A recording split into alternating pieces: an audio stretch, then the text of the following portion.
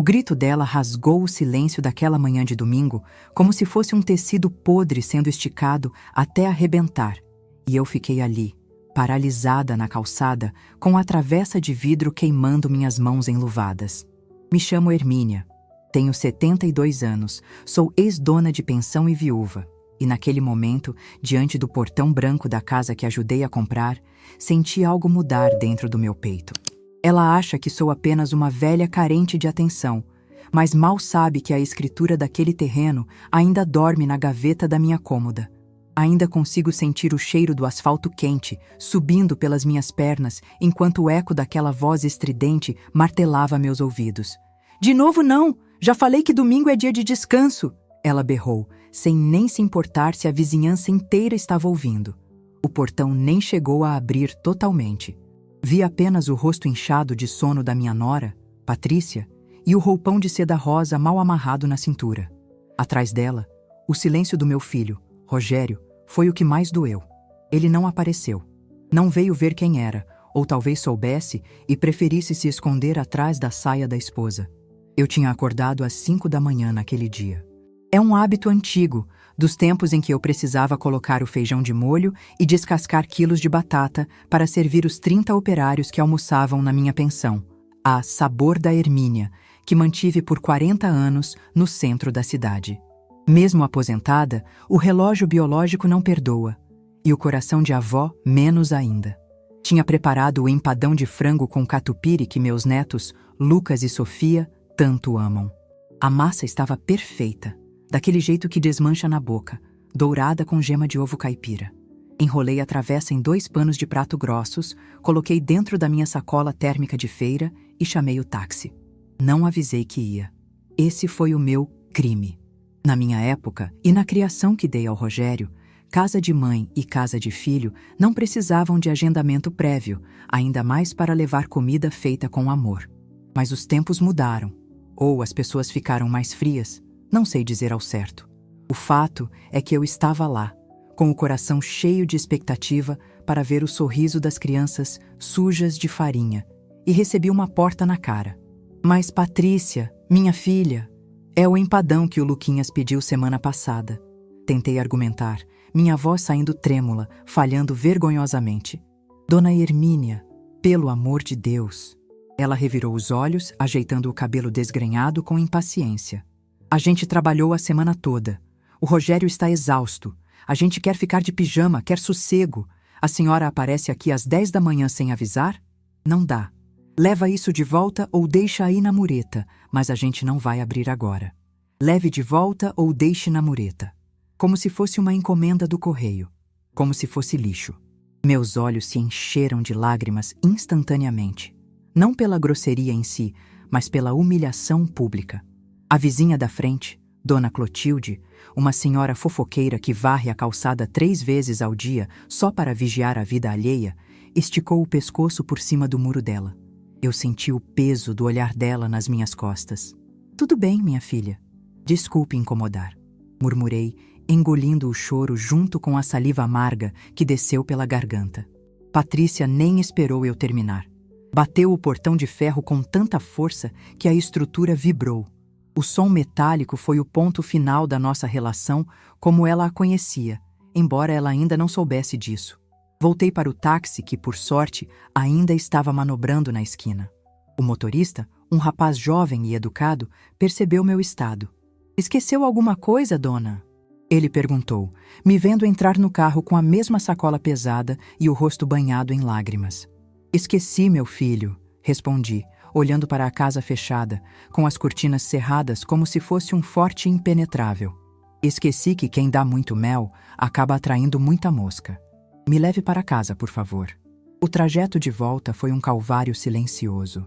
A cada buraco na rua, o cheiro do empadão subia, invadindo o carro, um perfume delicioso que agora me causava náuseas. Aquele cheiro era o cheiro da minha dedicação, do meu dinheiro gasto no mercado, das minhas horas em pé na cozinha com as varizes doendo, tudo rejeitado com um grito. Cheguei em casa, meu sobrado antigo, mas muito bem cuidado, com piso de taco de madeira que eu mesma encero toda semana. Coloquei a travessa na mesa da cozinha. A casa estava vazia. Desde que meu marido, o falecido Antenor, se foi há 5 anos, o silêncio tem sido meu companheiro constante. Mas eu nunca me senti tão sozinha quanto naquele domingo. Cortei um pedaço do empadão. Comi chorando. A massa estava perfeita.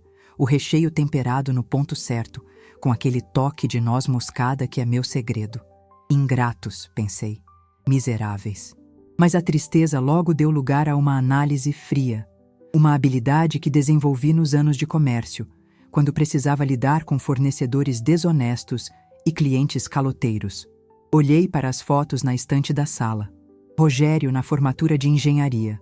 Eu paguei aquela faculdade vendendo milhares de marmitas. Rogério no casamento.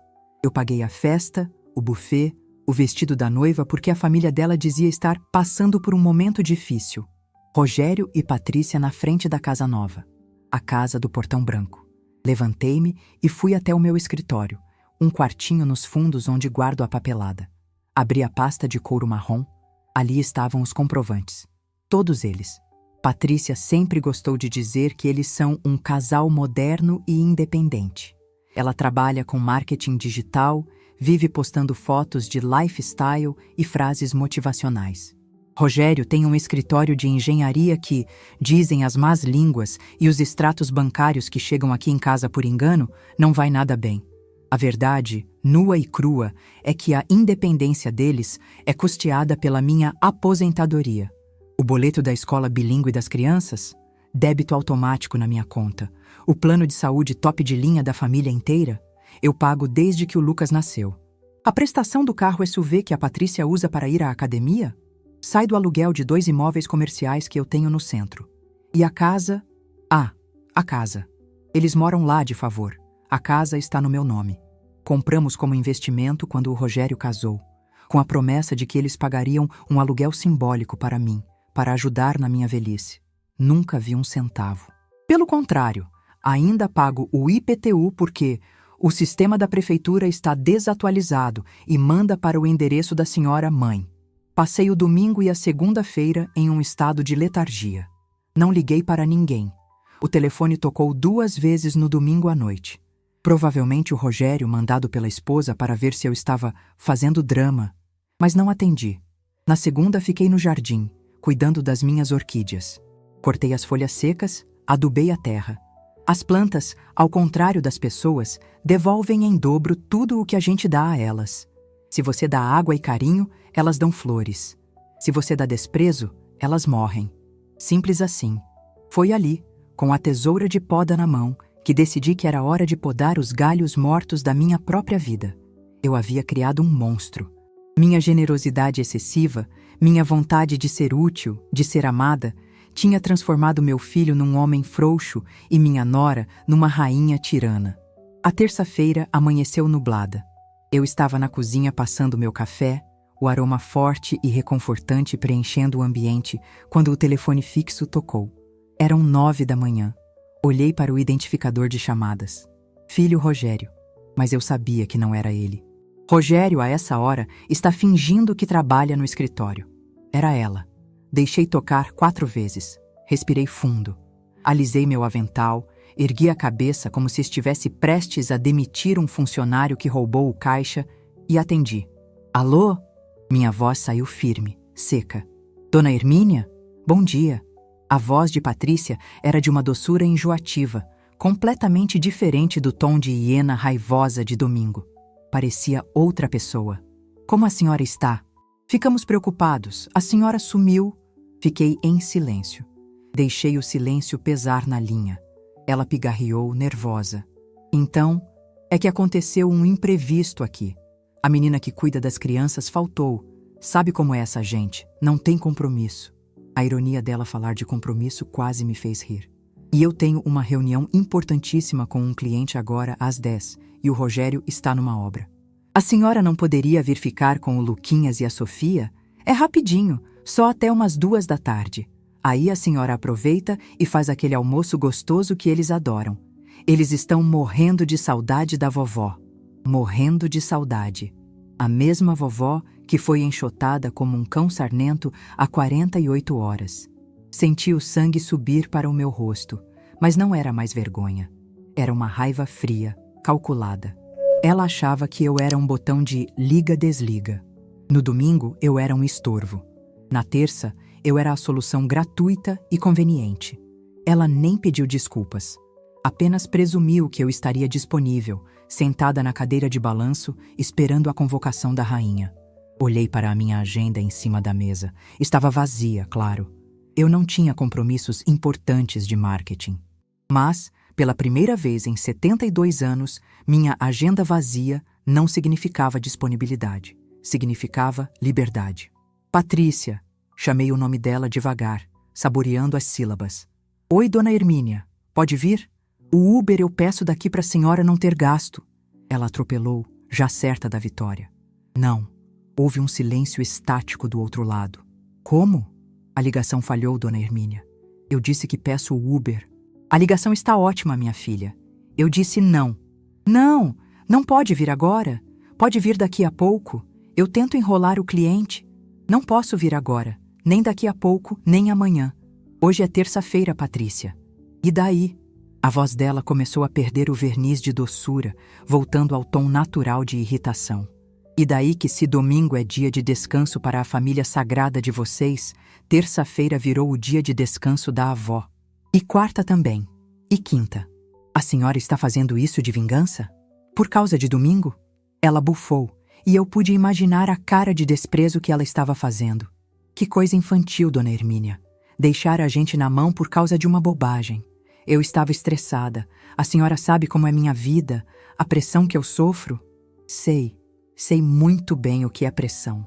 Pressão é acordar às 4 da manhã para cozinhar para 30 homens, Patrícia. Pressão é criar filho sozinha. O que você tem chama-se falta de educação e excesso de mordomia. Olha como a senhora fala comigo. Eu sou a mãe dos seus netos.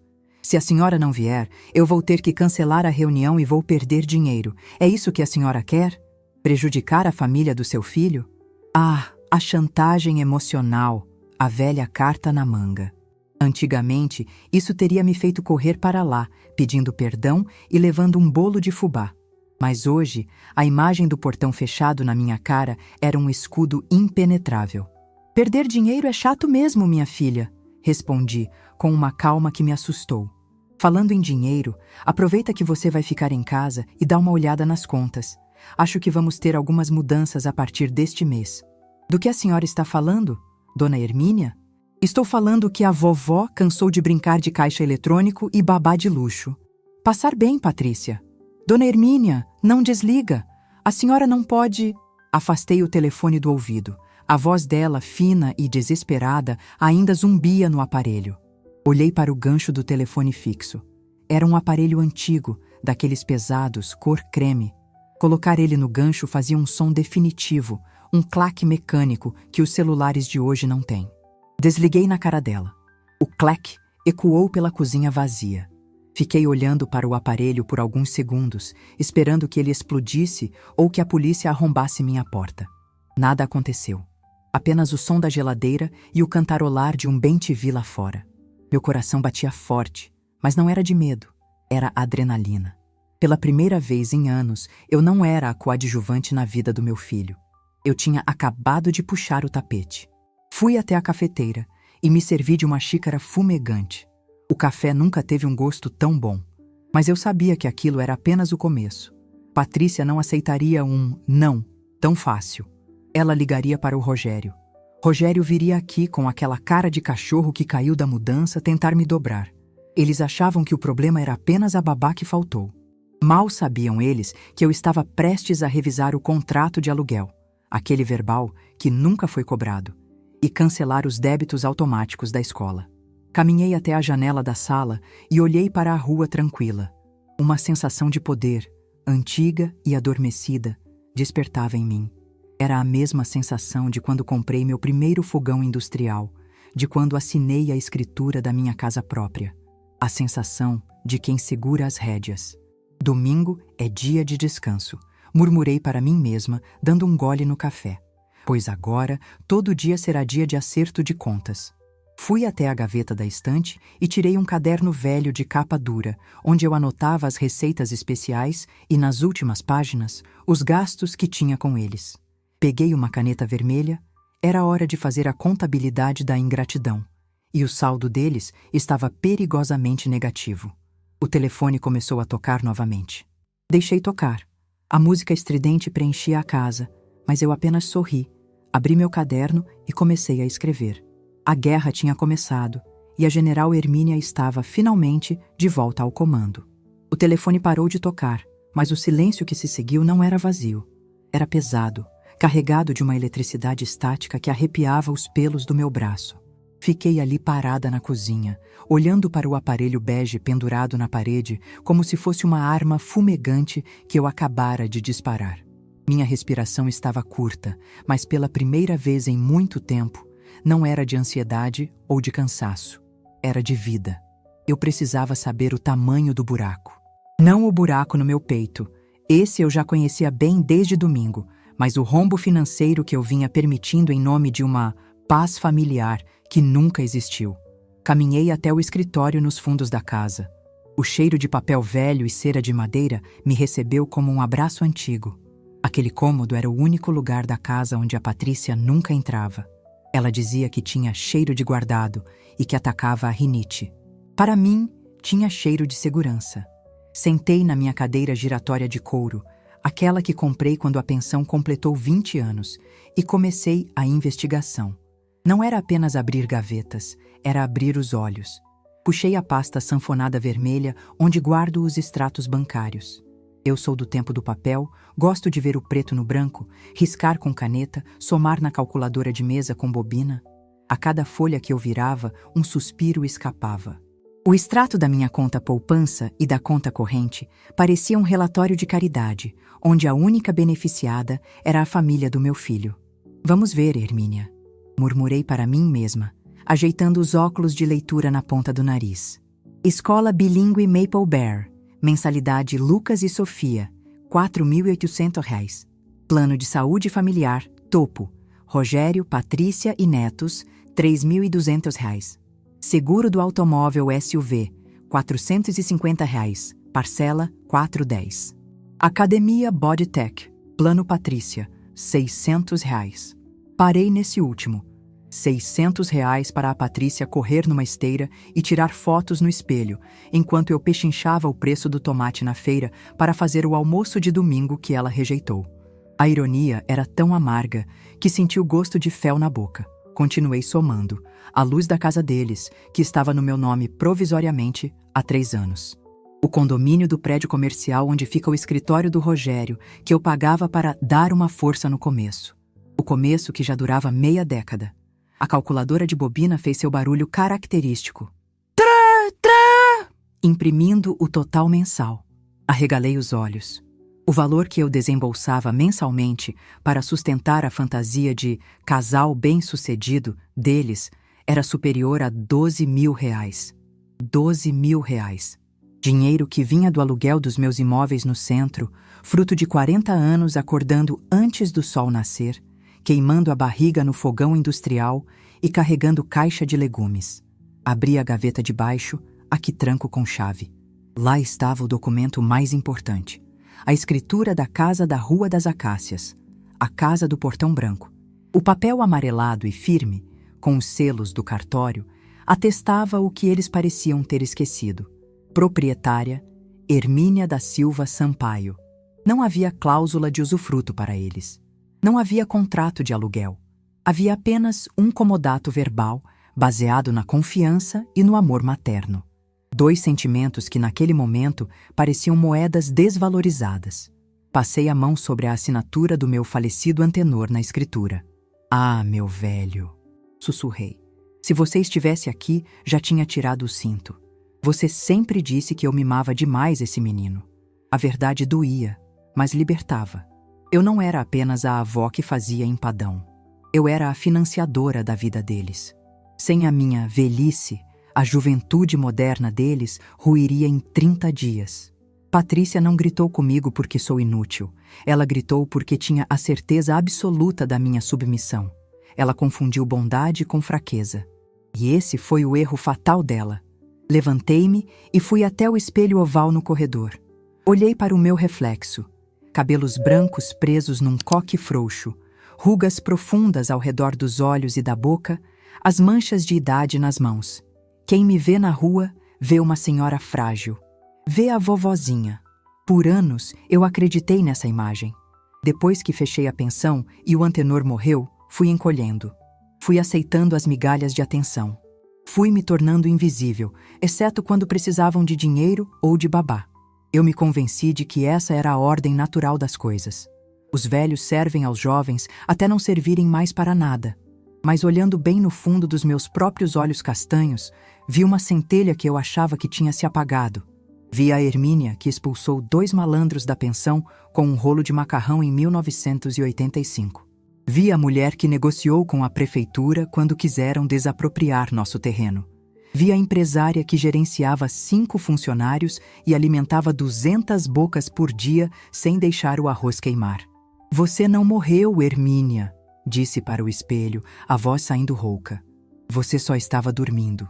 Lembrei-me de uma vez, há muitos anos, quando um fornecedor de carne tentou me entregar uma peça de segunda, cobrando preço de primeira.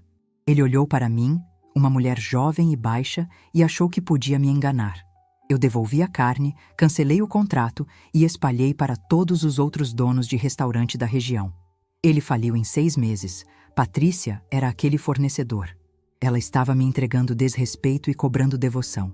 O som de um carro freando bruscamente na frente de casa me tirou dos devaneios. Conhecia aquele som. Era o carro do Rogério. Claro que ela o mandou. Ela deve ter ligado chorando, dizendo que eu a maltratei, que estou senil, que surtei. Caminhei devagar até a sala. Não ia correr. A campainha tocou. 1, 2, 3 vezes. Insistente, nervosa. Mãe, abre aí. Sou eu. A voz dele vinha abafada pela porta de madeira maciça. Respirei fundo, ajeitei meu cardigã e girei a chave. Abri a porta, mas não escancarei. Fiquei no vão, bloqueando a entrada. Rogério estava vermelho, suando, com a gravata frouxa. Ele parecia cansado, mas seus olhos traziam uma irritação que eu raramente via dirigida a mim. O que deu na senhora, mãe? Ele disparou, sem nem dizer benção. A Patrícia me ligou aos prantos. Disse que a senhora desligou na cara dela, que falou um monte de absurdo. Ela perdeu a reunião com o cliente, mãe. Tive que sair da obra correndo. Olhei para o meu filho. Um homem de 40 anos que ainda agia como um adolescente que teve o videogame confiscado. Bom dia para você também, Rogério. Respondi, com uma calma gélida. E a benção?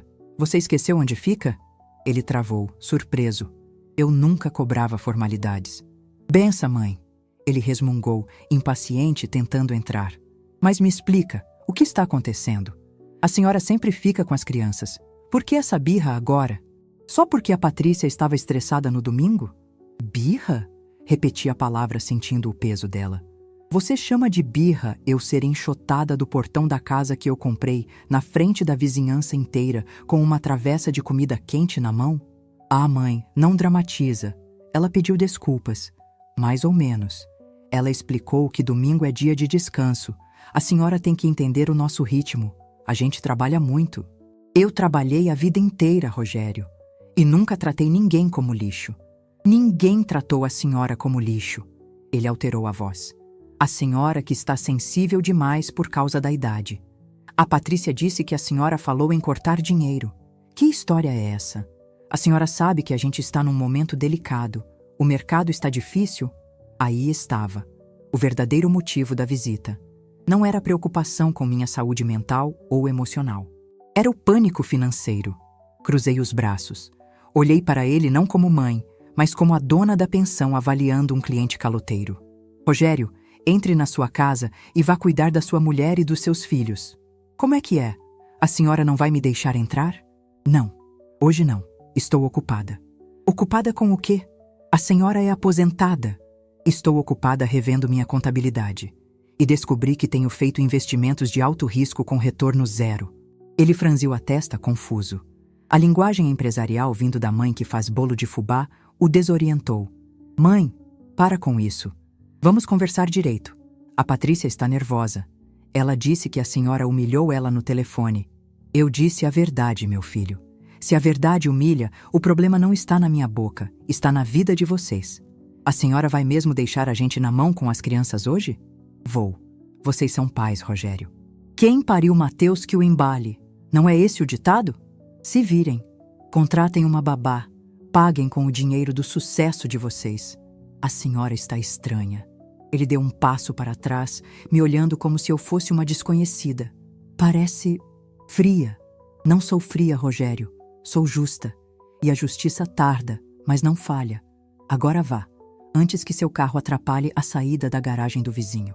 Fechei a porta devagar. Não bati.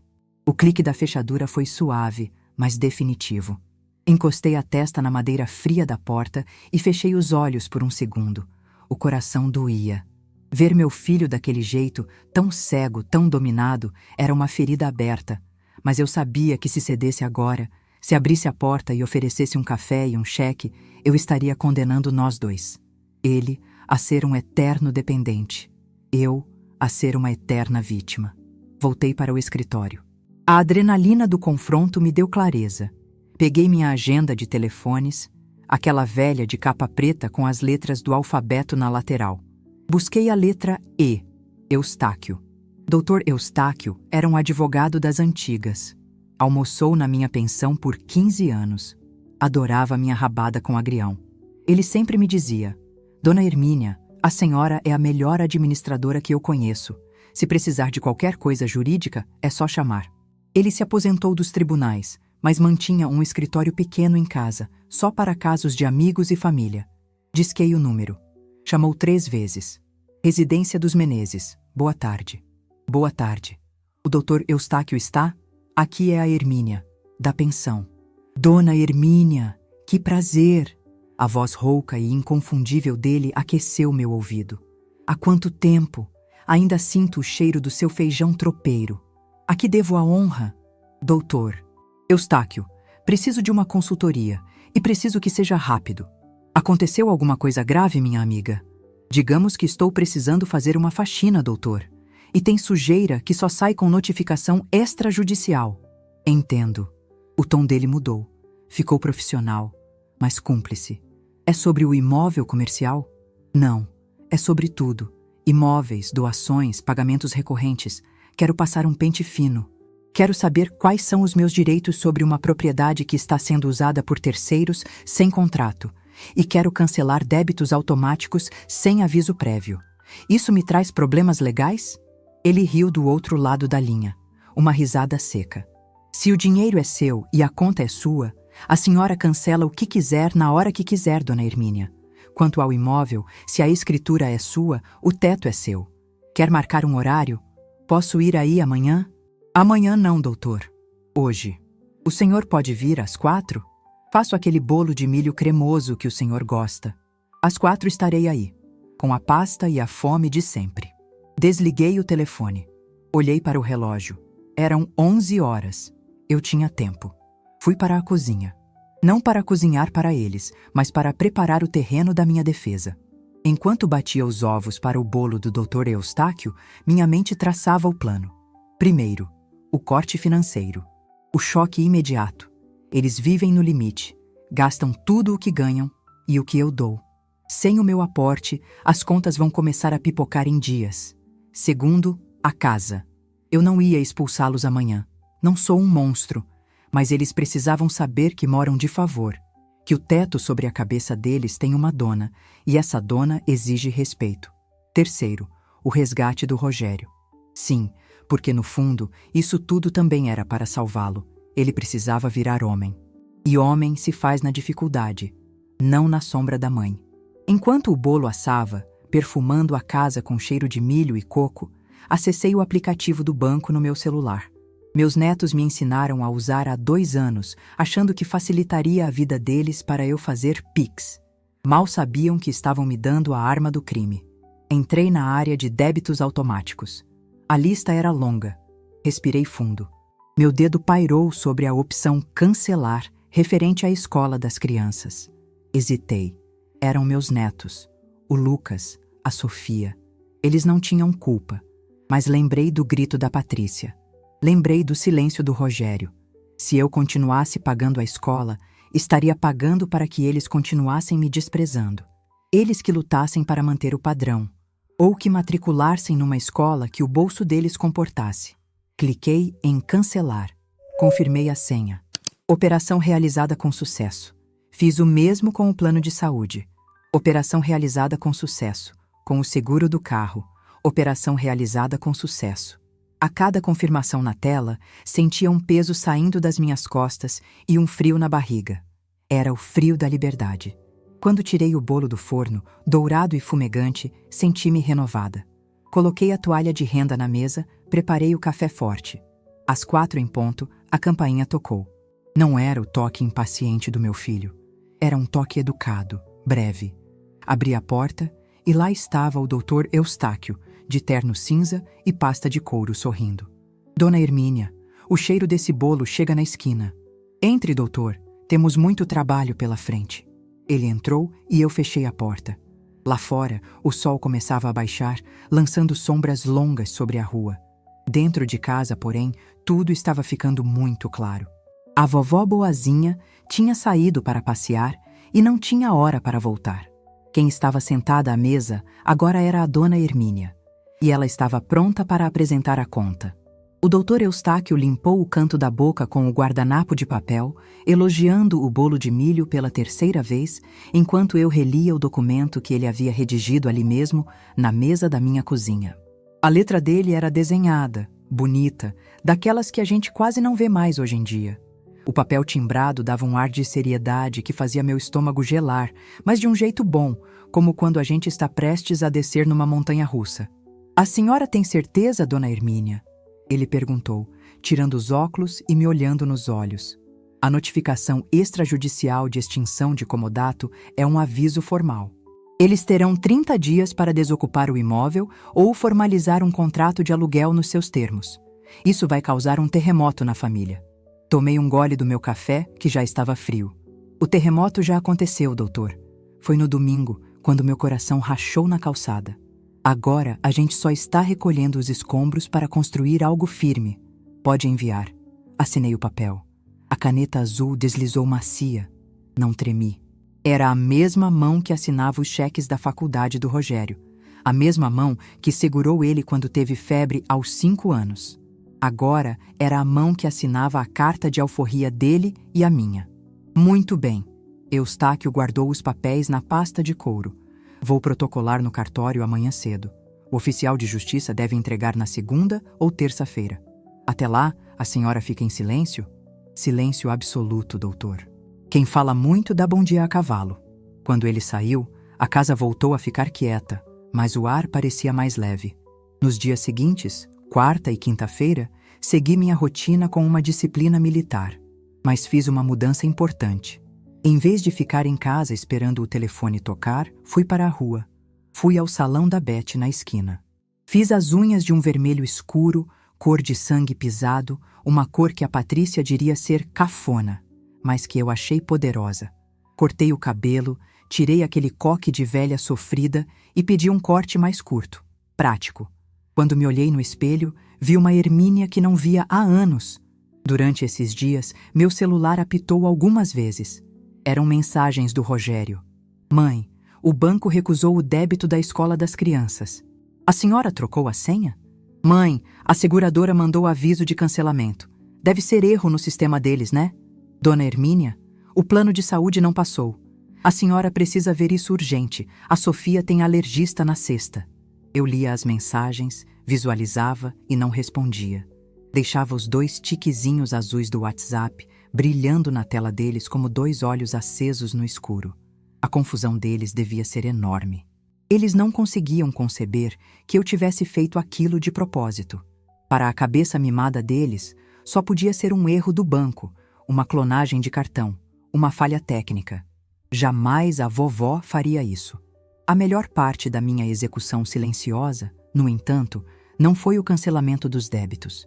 Foi a visita que fiz na 5ª-feira à tarde ao centro da cidade. Tenho 2 imóveis comerciais lá. Um é uma loja de ferragens, alugada pelo seu Manuel há 20 anos. O outro é uma papelaria. A há 5 anos, eu tinha instruído os inquilinos a depositarem o aluguel diretamente na conta da empresa do Rogério, como uma forma de ajuda de custo para ele começar o escritório. Entrei na loja de ferragens. O cheiro de metal e óleo me trouxe lembranças do Antenor, que adorava aquele lugar. Dona Hermínia, que milagre! Seu Manuel veio lá do fundo, limpando as mãos na estopa. O Rogério não veio? Hoje não, Manuel. Vim tratar de negócios. Negócios?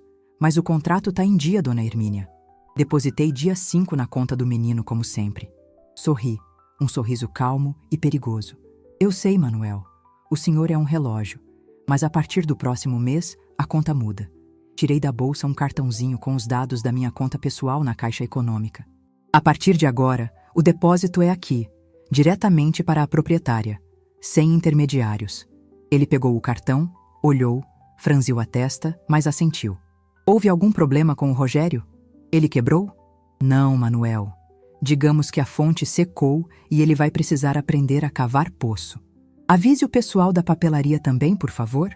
Saí da loja sentindo o sol da tarde no rosto. Aqueles aluguéis somavam quase R$ 6.000. Era o dinheiro que pagava a prestação do carro de luxo da Patrícia e os jantares caros deles nos fins de semana. Eu tinha acabado de fechar a torneira principal. E o melhor, eles só perceberiam no dia 5 do mês seguinte ou quando o gerente do banco ligasse cobrando o cheque especial. A sexta-feira chegou com um clima abafado. Eu estava na sala, lendo um livro de romance policial. Gosto de ver como os detetives juntam as pistas. Quando ouvi o motor do carro deles. Não era o som de uma visita de domingo. Era uma freada brusca, pneus cantando no asfalto. Olhei pela fresta da cortina. Rogério desceu do carro batendo a porta. Ele não estava de terno. Estava de camiseta e bermuda, com a cara vermelha de quem não dormia direito. Patrícia desceu pelo outro lado, sem maquiagem, com o cabelo preso num rabo de cavalo mal feito. Pareciam 10 anos mais velhos do que na semana passada. A campainha tocou. Uma vez. Longa. Respirei fundo. Calma, Hermínia. Você é a dona do tabuleiro, pensei. Caminhei até a porta sem pressa. Destranquei e abri. Mãe! Rogério quase gritou, invadindo a sala sem pedir licença. Patrícia veio logo atrás, com os braços cruzados e um olhar que misturava fúria e incredulidade. Boa tarde para vocês também, disse, fechando a porta e me encostando nela. Aceitam um café? Café? A senhora tá de brincadeira? Patrícia explodiu. A senhora viu o caos que virou nossa semana? O plano de saúde cancelado? Tive que pagar a consulta da Sofia no particular, R$ 700, Dona Hermínia. E a escola, mãe? Rogério andava de um lado para o outro da sala, passando as mãos pela cabeça. A diretora me ligou cobrando. Que vergonha! Eu disse que era um erro do banco que minha mãe jamais deixaria de pagar. Não foi erro do banco. Minha voz saiu firme, cortando a histeria deles como uma faca afiada. Eles pararam. O silêncio caiu na sala, pesado como chumbo. Rogério me olhou, piscando, tentando processar a informação. Como assim? Eu cancelei, Rogério. Fui eu. Cancelei a escola, o plano de saúde, o seguro do carro e a academia da sua esposa. Patrícia abriu a boca, mas nenhum som saiu. Ela parecia um peixe fora d'água. A senhora ficou louca? Rogério sussurrou, horrorizado. A senhora sabe que a gente não tem como absorver esses custos agora. O escritório está numa fase difícil. O escritório está numa fase difícil há 5 anos, meu filho. E vai continuar difícil enquanto você tiver uma mãe que paga suas contas. Isso é maldade, Patrícia gritou, apontando o dedo para mim. A unha dela estava descascada. Isso é vingança só porque eu não quis a senhora lá no domingo. A senhora está punindo seus netos por causa do meu cansaço. Caminhei até a poltrona e me sentei. Cruzei as pernas. A postura de quem recebe visitas, não de quem é réu num tribunal. Senta, Patrícia. Você está muito nervosa. Eu não vou sentar. Eu quero saber como a senhora vai consertar isso. Eu não vou consertar nada. O que está quebrado não é o pagamento, é a vergonha na cara de vocês. Mãe! Rogério se aproximou, tentando usar aquele tom de voz que ele usava quando queria dinheiro na adolescência. Mãe, olha o que a senhora está fazendo. Somos sua família. Domingo é dia de descanso. A gente errou em gritar, tudo bem? A gente pede desculpas. Mas deixar a gente sem chão? Cortar tudo assim, sem aviso? Sem aviso? Ri, um riso seco. O aviso foi dado no domingo, Rogério. Quando vocês bateram o portão na minha cara, vocês disseram alto e claro: não precisamos de você, só do que você traz. Pois bem, eu parei de trazer. Mas a senhora tem dinheiro. Ele argumentou como se isso fosse um direito dele. Os aluguéis do centro, aquilo é o que segura as pontas lá em casa. Ah, ele ainda não sabia. Guardei essa informação como um trunfo final para aquele momento. Os aluguéis do centro? Perguntei, inocentemente. O dinheiro do seu Manuel da papelaria. Pelo menos isso a senhora não mexeu, né? Porque vence a prestação do carro dia 10 e eu conto com esse depósito. Olhei para as minhas unhas vermelhas, fingindo desinteresse. Então, filho, acho melhor você vender o carro ou renegociar com o banco, porque o seu Manuel e a papelaria já foram avisados. O dinheiro agora cai na minha conta. Rogério ficou pálido. A cor sumiu do rosto dele tão rápido que achei que ele fosse desmaiar. Patrícia arregalou os olhos, o choque dando lugar ao pânico real. Você tirou o dinheiro do escritório? Ele gaguejou. Tirei o dinheiro que era meu, Rogério, que eu deixava você usar por bondade. Mas a bondade acabou no momento em que virei estorvo. A senhora quer destruir meu casamento. Patrícia começou a chorar, mas dessa vez não era manha, era medo. Sem o dinheiro dos aluguéis e sem eu pagando as contas fixas, a vida de princesa dela tinha acabado de virar abóbora. Eu não quero destruir nada, minha filha. Pelo contrário. Estou dando a vocês a oportunidade de ouro de serem independentes de verdade. Não é isso que vocês postam no Instagram? Casal empreendedor? Donos do próprio destino? Então, agora é a hora de provar. Rogério caiu no sofá, com as mãos no rosto. Ele parecia um menino pequeno, assustado com o mundo real. Mãe, a senhora não pode fazer isso. A gente tem a casa para manter. O IPTU, a manutenção da piscina. A menção da casa fez um sorriso irônico brotar nos meus lábios. Eles estavam preocupados com a manutenção da piscina. Mal sabiam que a piscina nem seria mais problema deles em breve. A casa, murmurei, olhando ao redor da minha sala simples, mas digna. Realmente aquela casa dá muita despesa. Talvez ela seja grande demais para quem não consegue pagar nem a própria conta de luz. O que a senhora quer dizer com isso? Patrícia levantou a cabeça, os olhos inchados farejando o perigo. O instinto dela era mais aguçado que o do Rogério. Quero dizer que a torneira fechou, Patrícia. Secou. Acabou. Daqui para frente, se vocês quiserem comer empadão, vão ter que comprar a farinha e o frango. E se quiserem que eu cuide dos meus netos, vão ter que me convidar com respeito e não me convocar como empregada. A senhora é uma velha amarga. Patrícia cuspiu as palavras, levantando-se. Vamos embora, Rogério. Não vou ficar aqui ouvindo isso. A gente se vira. A gente não precisa das suas migalhas. Migalhas de 12 mil reais por mês. Corrigi, calmamente. Boa sorte para encontrar essas migalhas na rua. Rogério levantou-se, olhando para mim com uma mágoa profunda. Ele se sentia traído. Ele, que me traía todos os dias com sua indiferença, agora se sentia a vítima. Eu nunca esperei isso da senhora, mãe. Nunca. E eu nunca esperei ter um filho que deixa a esposa humilhar a mãe no portão, Rogério. A vida é cheia de surpresas. Eles caminharam até a porta. Patrícia saiu pisando duro, batendo os pés como uma criança birrenta. Rogério parou na soleira, olhou para trás uma última vez, esperando talvez que eu dissesse: é brincadeira, volta aqui. Mas eu permaneci sentada, com a postura ereta, segurando meu livro. Feche a porta quando sair, por favor, disse apenas. Ele saiu e bateu a porta.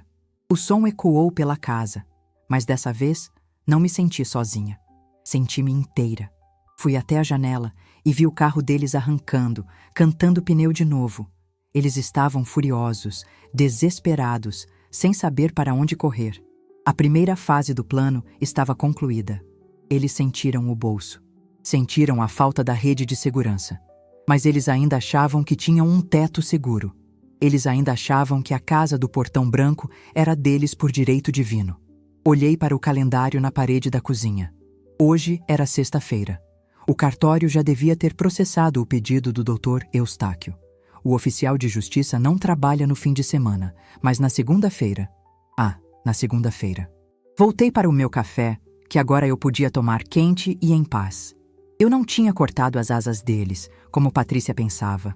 Eu apenas tinha parado de ser o vento que os sustentava artificialmente no ar. Agora, eles teriam que bater as próprias asas ou se estatelar no chão. E na segunda-feira, quando a campainha deles tocasse, não seria a vovó com empadão. Seria a realidade, vestida de oficial de justiça, trazendo uma carta que mudaria o endereço do destino deles para sempre. O fim de semana se arrastou como uma tartaruga manca para eles, imagino, mas para mim passou num sopro de paz que eu não sentia há décadas. No sábado, fui à feira, comprei pastel de queijo e caldo de cana, conversei com a dona Jandira da banca de verduras e ri das histórias dos netos dela. No domingo... o domingo. Dessa vez, não acordei de madrugada para fazer empadão. Acordei às 8, fiz minha torrada com manteiga e passei o dia ouvindo meus discos de Roberto Carlos no volume que eu bem entendesse. Domingo é dia de descanso, afinal. Eu estava apenas seguindo à risca a regra que minha nora havia estabelecido com tanto fervor. Mas a segunda-feira amanheceu com uma energia diferente. O céu estava daquele azul limpo de inverno, frio e cortante. Eu sabia que o oficial de justiça, o Sr. Bezerra, um homem sério e pontual que trabalha com o Dr. Eustáquio há anos, bateria no portão branco da Rua das Acácias por volta das 9 horas. Fiquei na sala, tricotando um cachecol que não tinha pressa de acabar, com o celular em cima da mesa de centro. Eu não precisava olhar para o relógio. O toque do telefone seria meu sino. Eram 9h15 quando o aparelho vibrou e tocou. O nome, Filho Rogério, brilhou na tela. Deixei tocar até cair na caixa postal. Tocou de novo imediatamente. E de novo. Na quarta tentativa, o telefone fixo também começou a berrar. A orquestra do desespero estava afinada. Levantei-me devagar, coloquei o tricô no cesto e fui até o telefone fixo. Residência de Hermínia. Atendi, com a voz plácida de quem atende telemarketing. Mãe, pelo amor de Deus, o que é isso que chegou aqui? A voz de Rogério estava estridente, beirando a histeria. Ao fundo, ouvi o choro compulsivo da Patrícia. Não era choro de tristeza, era choro de quem vê o teto desabar. Bom dia, Rogério. Isso, o quê? Um oficial de justiça, mãe. Um homem de terno entregou um envelope timbrado. Diz aqui. Notificação extrajudicial de extinção de comodato. Mãe, a senhora está expulsando a gente de casa? É isso mesmo? A senhora perdeu o juízo? Eu não perdi o juízo, meu filho. Pelo contrário, acho que finalmente o encontrei. Se você leu o documento, sabe que não estou expulsando ninguém hoje. Estou apenas formalizando a nossa situação imobiliária. Formalizando? Mãe, tem um prazo aqui. 30 dias. 30 dias para desocupar ou assinar um contrato de aluguel no valor de mercado. A senhora tem noção do que está fazendo? Tenho, Rogério. Tenho plena noção. Se quiser conversar sobre os termos, estou em casa. Mas venha com calma. Se vier gritando como fez na sexta-feira, nem abro o portão. Desliguei. O coração batia um pouco mais rápido, admito. Não é fácil fazer isso com um filho. O instinto de mãe é proteger, cobrir, alimentar. Mas o instinto de sobrevivência, a minha sobrevivência e a dignidade dele, falava mais alto agora. Como dizia meu falecido antenor, remédio amargo é o que cura a doença feia. E a doença ali era a ingratidão crônica. 40 minutos depois, o carro deles estacionou na frente da minha casa. Dessa vez, não houve freada brusca. Eles desceram do veículo como se estivessem caminhando para o cadafalso. Rogério segurava o envelope amarelo como se fosse uma bomba-relógio. Patrícia estava de óculos escuros, provavelmente para esconder os olhos inchados, e segurava a bolsa junto ao corpo com força, os nós dos dedos brancos. Abri a porta antes que tocassem a campainha. Indiquei o sofá com um gesto de cabeça. Eles entraram em silêncio. A atmosfera na sala era pesada, cheirava a medo e incredulidade. Rogério colocou o papel em cima da mesa de centro, alisando as dobras com a mão trêmula. Mãe! Má! Ele começou, a voz falhando. Ele olhou para mim e, pela primeira vez em anos, vi medo nos olhos dele. Não o medo de ficar sem mesada, mas o medo real de um homem que percebe que o chão sumiu. A senhora falou sério? Sentei-me na minha poltrona, cruzei as pernas e ajeitei a saia. O doutor Eustáquio não costuma brincar em serviço, Rogério. O documento é real. A casa onde vocês moram é minha propriedade, adquirida com o suor do meu trabalho e do seu pai. Vocês moram lá há 8 anos sem pagar um centavo. Nem aluguel, nem IPTU. E, ultimamente, nem respeito. Mas a casa era nossa. Patrícia tirou os óculos escuros. Seus olhos estavam vermelhos, a maquiagem borrada. A senhora deu pra gente quando casamos. Eu nunca dei a casa, Patrícia. Eu cedi o uso. Existe uma diferença jurídica e moral enorme entre dar e emprestar. Eu emprestei para que vocês pudessem juntar dinheiro, se estabilizar. Mas em 8 anos, o que eu vi foi troca de carro todo ano, viagens para resort, roupas de grife e a minha conta bancária diminuindo.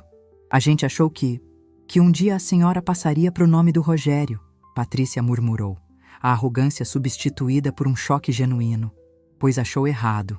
Herança é o que se deixa quando morre. Eu estou bem viva, Patrícia, e pretendo continuar viva e solvente por muitos anos. Rogério pegou o papel novamente, lendo uma cláusula específica. Mãe, aqui diz: valor de locação estipulado em R$ 5.500 mensais. Mãe, a senhora sabe que a gente não tem como pagar isso. Ainda mais agora que a senhora cortou os aluguéis do centro e os pagamentos das contas. Eu sei, Rogério. Eu fiz as contas. Sei exatamente quanto vocês ganham e quanto vocês gastam em aparências. Então, o que a senhora quer? Que a gente vá morar debaixo da ponte com seus netos? Ele apelou, a voz embargada. É isso? A vingança é essa? Ver o Lucas e a Sofia na rua? Respirei fundo. Essa era a parte mais difícil, a chantagem emocional usando as crianças. Mas eu estava preparada. Não seja dramático, Rogério. Ninguém vai morar debaixo da ponte. Vocês são jovens, saudáveis e têm profissão. O que vocês não têm é o padrão de vida que eu sustentava. Se não podem pagar o aluguel daquela casa, que é uma casa de 4 quartos com piscina num bairro nobre, então vocês devem se mudar. Se mudar para onde? Patrícia perguntou, a voz estridente de pânico voltando. Para onde o dinheiro de vocês permitir, minha filha. Tem ótimos apartamentos de 2 quartos no bairro Santa Cecília. O aluguel lá gira em torno de R$ 1.500. É um bairro digno, de gente trabalhadora. Santa Cecília? Patrícia fez uma careta de horror, como se eu tivesse sugerido um lixão. A senhora quer que eu tire meus filhos da escola bilíngue? Tire eles da casa com piscina e leve para um apartamento de bloco no Santa Cecília? A senhora quer acabar com a minha vida social? O que eu vou dizer para as minhas amigas? Soltei uma risada curta, sem humor. Ah, Patrícia, a sua preocupação é o que dizer para as amigas? Diga a verdade. Diga que a fonte secou. Diga que a velha inútil cansou de bancar a madame. Ou minta. Diga que vocês decidiram adotar um estilo de vida minimalista. Está na moda, não está? Ela se levantou, andando de um lado para o outro, as mãos na cabeça. Isso é loucura. Rogério, fala alguma coisa. Sua mãe surtou. Ela não pode despejar a gente. Temos direitos. Usucapião. Alguma coisa. Não tem usucapião em comodato verbal, Patrícia. Cortei, seca. O doutor Eustáquio já deixou tudo muito bem amarrado. E se vocês tentarem brigar na justiça, eu tenho comprovantes de todos os pagamentos que fiz por vocês nesses anos todos. Posso alegar ingratidão e cobrar retroativo. Querem pagar para ver? Rogério afundou a cabeça nas mãos. Ele chorava agora. Um choro silencioso de derrota. Por quê, mãe? Ele perguntou, sem levantar o rosto. Só porque a Patrícia gritou no domingo? Tudo isso por causa de um grito? Não, meu filho. Não foi só pelo grito. O grito foi apenas o despertador que me acordou de um sono profundo. Inclinei-me para a frente, falando com suavidade, mas com firmeza. Isso é porque eu criei um homem frouxo, Rogério. E a culpa é minha. Eu facilitei tanto a sua vida que tirei de você a capacidade de lutar. Eu te transformei num eterno dependente. Estou fazendo isso agora porque te amo. Porque se eu morrer amanhã, você quebra em 1 semana. Você precisa aprender a ser o chefe da sua família, não o filho da dona da pensão. Ele levantou o rosto, os olhos vermelhos fixos nos meus. Havia mágoa ali, sim. Mas havia também lá no fundo, uma centelha de compreensão. Ou talvez fosse apenas o choque da realidade batendo na porta. Patrícia, porém, não estava pronta para lições de moral. Ela estava focada na perda material. E o prazo? 30 dias é muito pouco. Como vamos achar lugar, fazer mudança? A senhora não pode dar mais tempo? 6 meses? 30 dias, Patrícia. O tempo começa a contar hoje. Vocês têm 2 escolhas. Assinam o contrato de aluguel comigo e começam a pagar no dia 5 do mês que vem, ou entregam as chaves.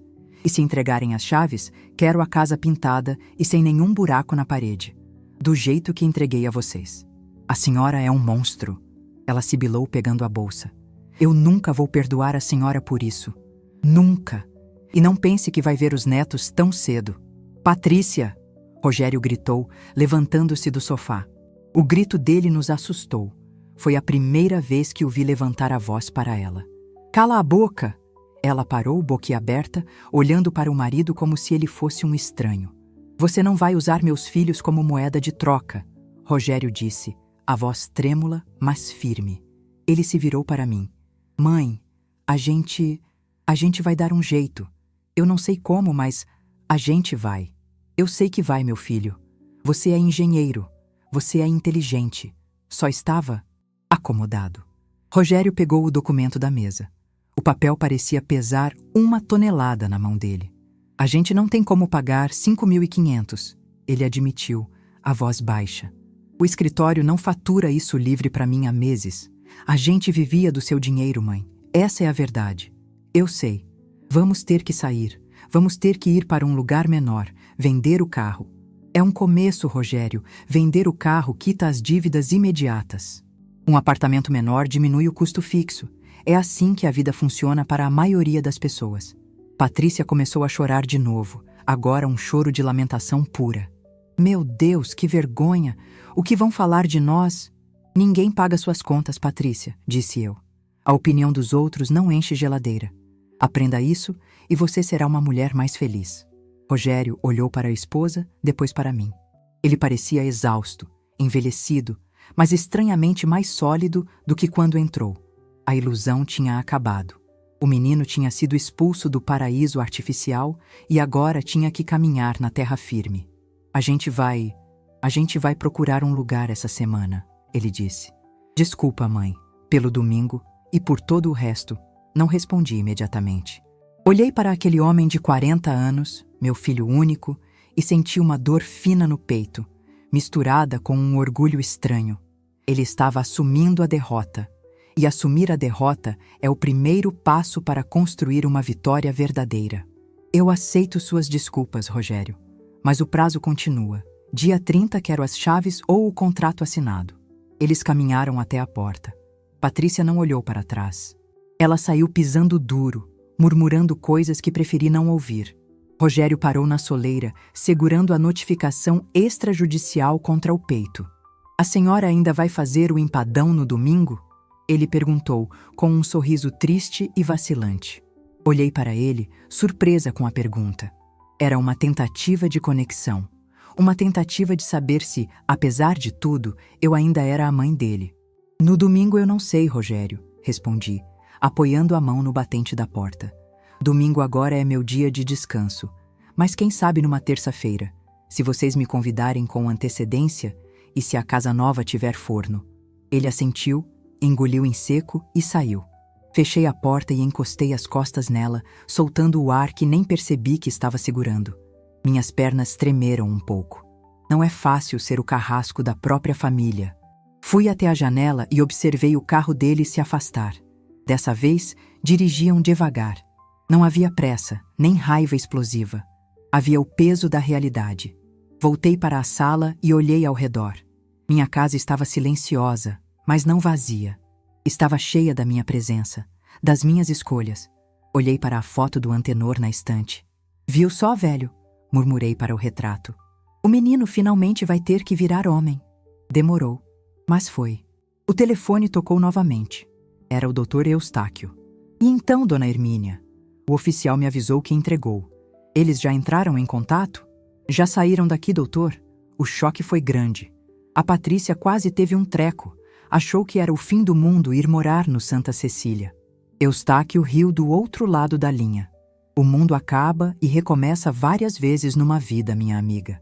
A senhora fez o certo. Eles vão assinar? Não. Vão sair. Vão ter que descer do salto alto e colocar o pé no chão. Rogério vai vender o carro e procurar um apartamento que caiba no bolso dele de verdade. Isso é surpreendente. Eu achei que eles fossem brigar, tentar ficar na casa. O Rogério não vai brigar. Ele acordou, Eustáquio. Doeu, mas ele acordou. Tirei o tapete e ele descobriu que tem pernas. Agora vamos ver se ele aprende a andar. E a senhora? Como se sente? Pensei por um instante. Como eu me sentia? Havia tristeza, claro. Ninguém gosta de ver o filho passar aperto. Mas havia uma sensação de limpeza, de ordem restabelecida. Eu não era mais a velha do empadão que servia para tapar buraco. Eu era a Hermínia, proprietária, mãe e mulher de palavra. Me sinto leve, doutor. Me sinto como se tivesse tirado um sapato apertado depois de caminhar o dia inteiro. Desliguei o telefone e fui para a cozinha. Abri a geladeira e tirei os ingredientes para o meu almoço. Não ia cozinhar para 30 operários, nem para uma família ingrata. Ia fazer um risoto de fungo só para mim, com um vinho tinto que o Rogério me deu de Natal há 2 anos e que eu guardava para uma ocasião especial. Enquanto picava a cebola, pensei no futuro. A casa da Rua das Acácias ficaria vazia em breve. Talvez eu a alugasse. Talvez a vendesse e viajasse para o Nordeste, coisa que o Antenor sempre quis fazer e nunca fizemos por causa da pensão. O dinheiro do aluguel, o verdadeiro de mercado, seria meu, inteiramente meu. A tirania da nora tinha acabado, a exploração do filho tinha acabado. E o mais importante, a minha conivência tinha acabado. Cortei a cebola em cubinhos perfeitos, sem chorar. As lágrimas já tinham sido gastas no domingo passado. Hoje, eu só tinha apetite.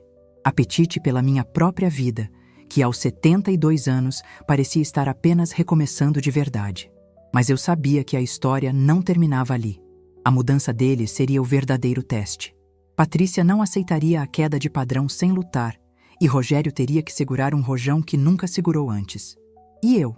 Eu estaria assistindo de camarote, pronta para ajudar se fosse necessário, mas nunca mais para carregar ninguém nas costas.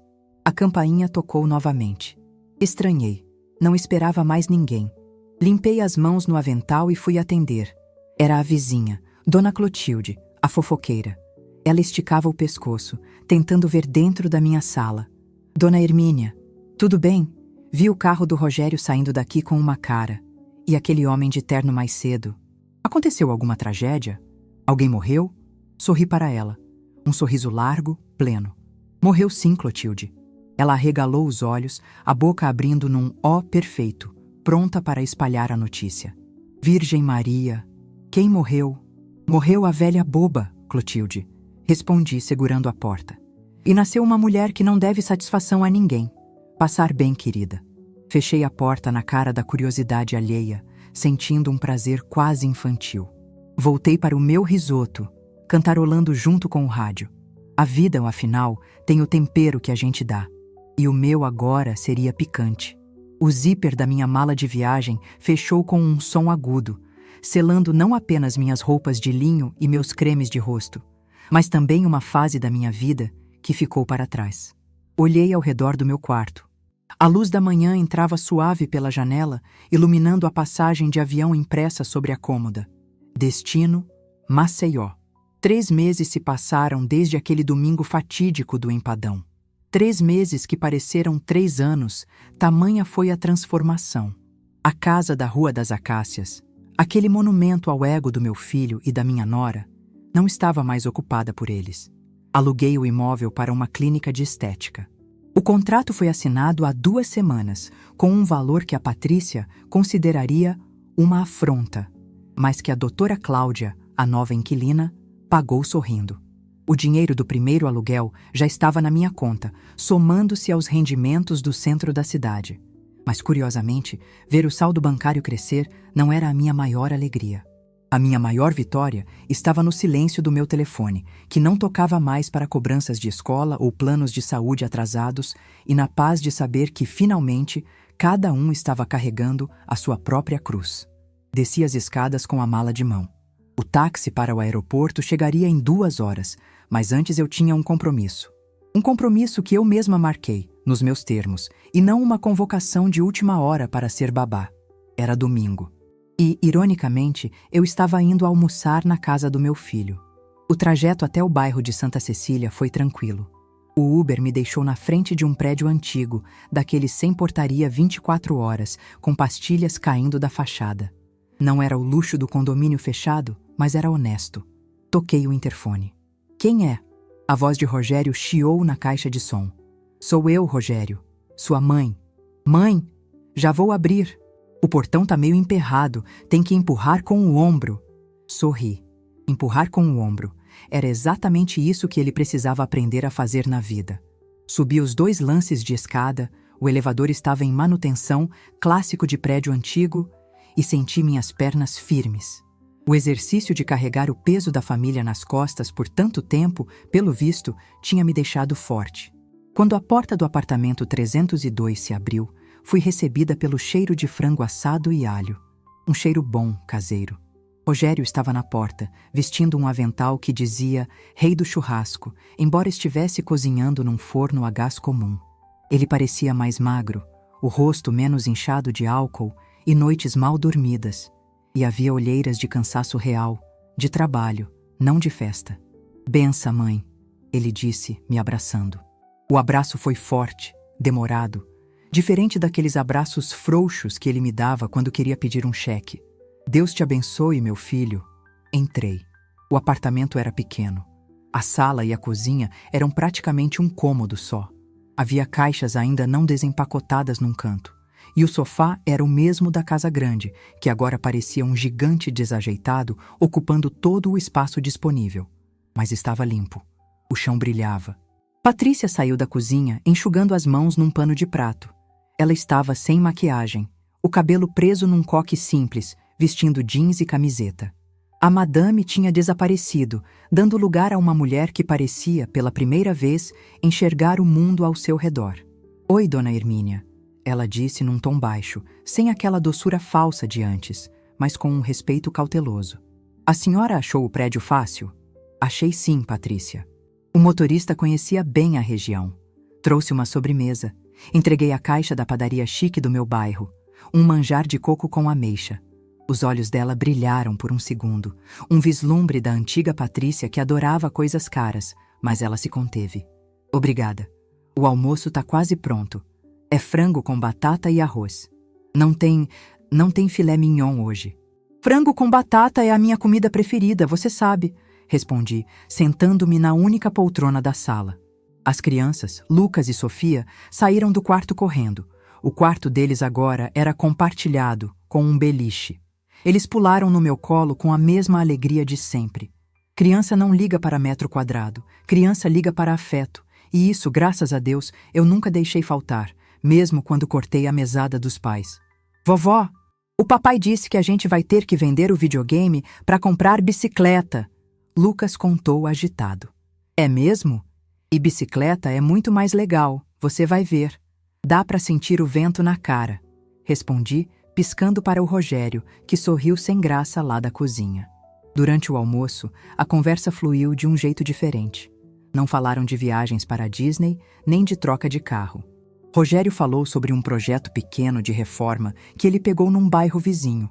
Patrícia comentou que estava fazendo freelance de gerenciamento de redes sociais para 3 lojas do bairro e que estava aprendendo a cozinhar para economizar no iFood.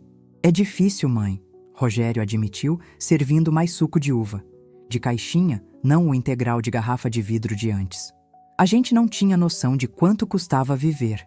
A conta de luz, o gás, tudo sobe. A vida custa caro, meu filho. A liberdade custa mais caro ainda. Mas o sono de quem paga as próprias contas não tem preço. Patrícia, que estava calada, levantou o olhar do prato. Eu fiquei com muita raiva da senhora, dona Hermínia. Muita mesmo. Achei que a senhora fosse uma bruxa. Eu sei, minha filha. Mas... Ela hesitou, olhando para o apartamento apertado ao redor. Se a senhora não tivesse feito aquilo, a gente teria afundado de vez. O banco já estava ligando para tomar o carro. A gente estava vivendo uma mentira. Aqui é pequeno, é quente, o vizinho de cima faz barulho, mas é o que a gente consegue pagar. Aquela confissão valeu mais do que todos os aluguéis que eles nunca me pagaram. Ver a Patrícia, a mulher que gritou comigo no portão, admitindo a própria fragilidade, foi a prova de que minha estratégia cruel tinha sido, na verdade, um ato de amor extremo. Fico feliz em ouvir isso, Patrícia. O orgulho é uma roupa bonita, mas não protege do frio.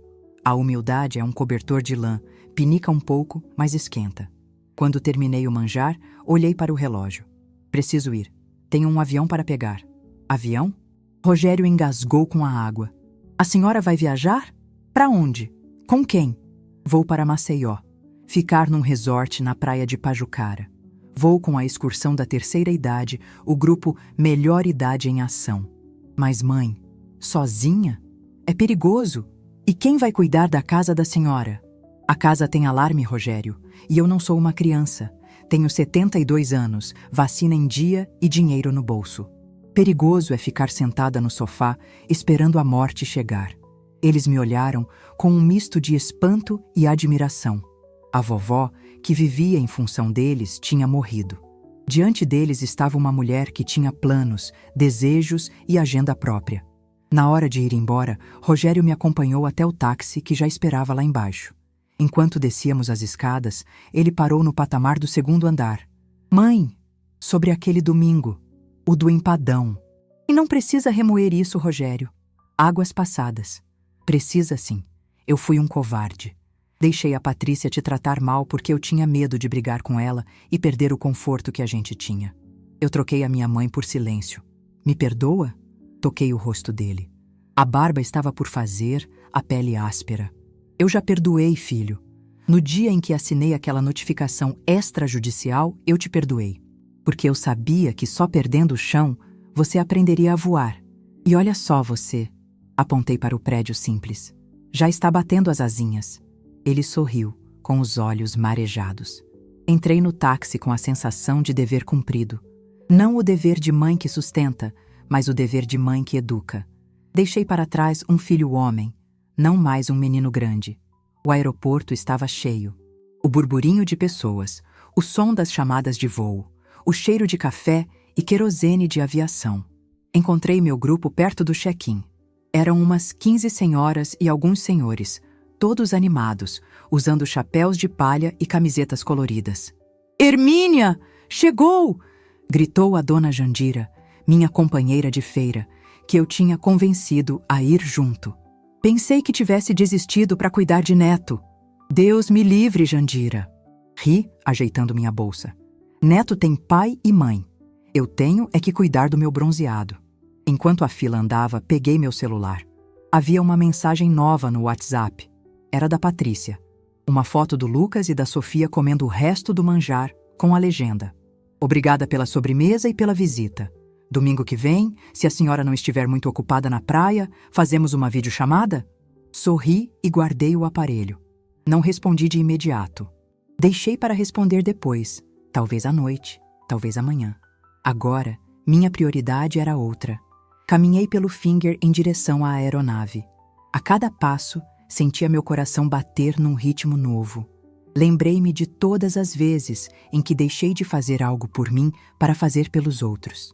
Lembrei das panelas pesadas da pensão, das noites em claro, costurando fantasia de escola, dos cheques assinados com a mão trêmula de preocupação. Tudo aquilo tinha ficado no passado. A Hermínia que entrava naquele avião não era a viúva do Antenor, nem a ex-dona da pensão, nem a mãe do Rogério, nem a avó dos meninos. Eu era apenas Hermínia, dona do meu nariz, do meu dinheiro e do meu destino. Sentei na poltrona da janela. O avião taxiou. Os motores rugiram com força total. Quando a aeronave se desprendeu do chão e subiu, furando as nuvens cinzentas de São Paulo em direção ao sol que brilha sempre acima delas, fechei os olhos e respirei fundo. Aquele domingo de humilhação no portão tinha sido, sem dúvida, o pior dia da minha velhice. Mas olhando agora, lá do alto, vendo a cidade ficar pequena como um tabuleiro de brinquedo, percebi que foi também o dia do meu renascimento. Eles disseram que domingo era dia de descanso. Mal sabiam eles que, para mim, tinha virado o dia da alforria. O piloto anunciou a altitude de cruzeiro. A aeromoça passou oferecendo água ou café. Pedi um espumante. Afinal, a vida começa aos 70, mas só se você tiver coragem de cortar o cordão umbilical, que às vezes é a gente mesmo que amarra no pescoço. Ergui a taça de plástico num brinde silencioso às nuvens lá fora. Saúde, Hermínia, sussurrei. Você demorou, mas chegou. E o melhor de tudo, terça-feira eu estaria na praia. E o celular ficaria no modo avião, porque quem é dono da própria vida escolhe quando quer ser incomodado. E definitivamente eu não estava mais disponível para quem só me procurava quando a fome apertava. Agora, o banquete era só meu.